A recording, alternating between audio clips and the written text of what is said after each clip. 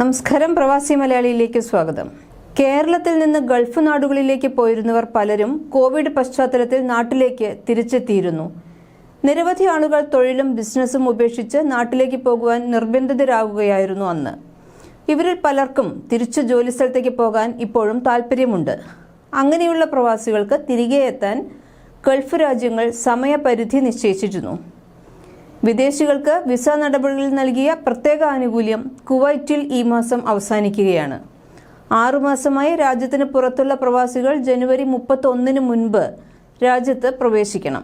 അല്ലാത്ത പക്ഷം ഇവരുടെ റെസിഡന്റ് പെർമിറ്റ് സ്വയം റദ്ദാകും.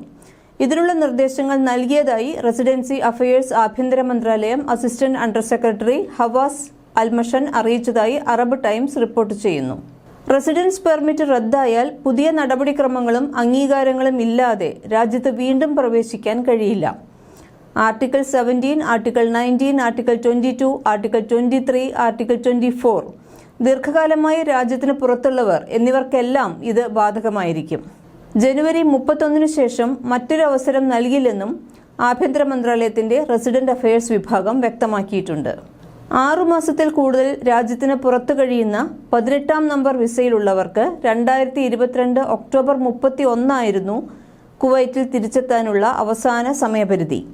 ഗാർഹിക മേഖലയിൽ തൊഴിൽ ചെയ്യുന്നവർക്ക് നേരത്തെ ഈ ആനുകൂല്യം റദ്ദാക്കിയതാണ്.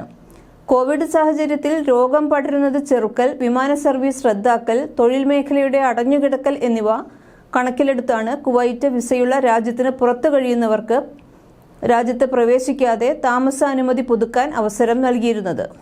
6 മാസത്തിൽ കൂടുതൽ രാജ്യത്തിന് പുറത്ത് നിൽക്കരുത് എന്ന നിബന്ധനയിലും ഇളവ് നൽകുകയുണ്ടായി. ഈ മാസം അവസാനത്തോടെ ഈ പ്രത്യേക അവകാശങ്ങളെല്ലാം തന്നെ അവസാനിക്കും. കുവൈറ്റ് റെസിഡൻസി നിയമപ്രകാരം വിദേശികൾക്ക് രാജ്യത്തിന് പുറത്ത് തുടർച്ചയായി താമസിക്കാവുന്ന പരമാവധി കാലയളവ് 6 മാസമാണ്. കൂടുതൽ പ്രവാസി വാർത്തകൾക്കായി ഈ ചാനൽ സബ്സ്ക്രൈബ് ചെയ്യൂ.